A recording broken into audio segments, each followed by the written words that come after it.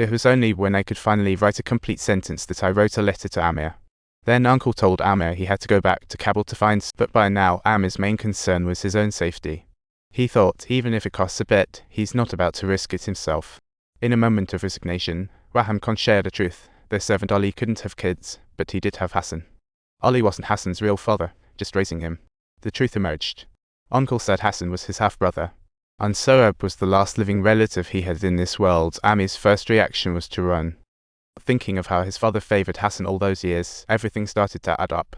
Hassan was his father's illegitimate son, just a sore topic that had been swept under. After a mental tug-of-war, Amir opened Hassan's letter.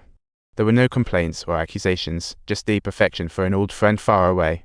Every single word and sentence fully displayed sincerity. Amir's father. I have put a picture of myself and my son Sohrab in there. He's truly a good kid. I'm teaching him how to read and write, so he won't be as foolish as I was. Can he take a picture with that mirror? I feel a bit shy about it. The vibrant Afghanistan of our youth is gone. Relatives left this place, and you can't escape the killings. Murder seems eternal. I dream that Afghanistan delivers better days. I want my son to grow up to be a good person, a free one, a significant one. I hope flowers bloom anew on Afghanistan's streets, music plays at our door, and planes soar freely in the sky. I dream I'll return to Afghanistan one day. You can see the kids in our hometown again, and if you do, you'll find a good soul. You'll find good people. Really, if you do, you'll find a good soul. May you always be with good people. May beauty always follow you. Amir found the local orphanage. But he was met with some bad news. Just days earlier, Sohrab had been sold to the Taliban as a plaything. Subtitle: Amir was extremely furious, accusing the orphanage director of even engaging in trading children. However, he was unaware that the people here had no control over their situation. The director was not involved in illegal transactions for profit. He was just trying to protect these kids. Facing those people, he couldn't fight them head-on, only doing his best to give the kids a home. Amir began to grasp the situation these kids were in, and both sides eased up a bit. The director then told him to look for someone in the stadium to find Sohrab. As he watched the horrors in the stadium, he understood the brutality of these people. Everyone was hurling rocks at one man until he bled out, losing his last breath. Amir knew negotiating was the only way to deal with them, or he'd have no chance. He sent his driver to find the leader, intending to pay more to save Sohrab. The opposing side agreed to negotiate for money, and when a man in a white robe locked eyes with him, he felt a chill. The next day, he arrived at the negotiation spot as promised. The driver waited outside for news, but the two men brought him into a room and wouldn't let the man in the white robe inside. He only ordered Amir to take off his fake mustache. Amir was perplexed. The man in the white robe was like a little sprite, and a boy around 7 or 8 waltzed in, a glint of Hassan in his eyes. Yet the bravery that should be there was crushed to submission. The man in the white robe pulled him close, and Sohrab sat beside him like a cut fruit, helplessly poised.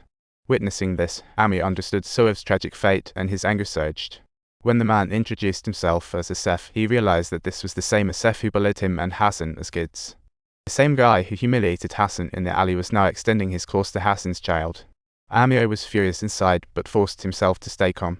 He tried to offer more ransom to save his nephew, but Asef wasn't interested. He proposed a real showdown between men instead. As a child, he had Hassan's god. Now, he wanted to see how Amir fared without it. A fist struck before he could react, followed by more. Faced with the violence, Amir was utterly defenseless. Without Hassan's protection this time, Amir's father fled too, but Amir chose not to give up. Watching the man coming to his rescue about to be killed, Sohrab picked up a fallen copper barrel, raised the slingshot his father gave him, and aimed at the man who tormented him nightly. The wailing began at once, and while the man fell, Amir and Sohrab seized the moment to scramble over the outer wall. The driver started the car hastily. After they boarded, he floored it, speeding away as bullets flew by. Luckily, all three escaped. Sohrab said he missed his parents and could barely recall what they looked like. Amir avoided the photo in the envelope and wrapped Sohrab in a warm embrace. It felt like a long-lost friendship, as Sohrab pondered his parents caught in a perpetual longing. Subtitles. He thought of his parents. Truly, he kept thinking about them constantly. Relentlessly thinking of his parents, much like Hassan used to do in front of Amir before. Amir brought Sohrab back to America. Looking at the room Sohrab prepared for him, he wondered if this would be his home. He lay on the bed, lost in thought. His father-in-law heard Amir brought back a Hazara boy from his hometown. The couple had been long overdue for kids, and now there was an unknown boy in the mix. What a headache. Sohrab was extremely dissatisfied with her father's harshness, yet Amir candidly stated, "My son, he has already passed away." The boy lay quietly asleep on the other side. "Sohrab is my son." Faced with such bluntness from Amir, his father-in-law was left speechless. Over the weekend, Amir and his wife took Sohrab to a park, and he stared at the kites in the sky, lost in thought for quite a while. Amir bought a kite and told Sohrab, "My father, Hassan, was a kite-flying pro in Kabul. He was like an equal among the kites." Finally, Sohrab opened up, took control of the kite string. A smile crept onto his face as he spotted another kite in the mix.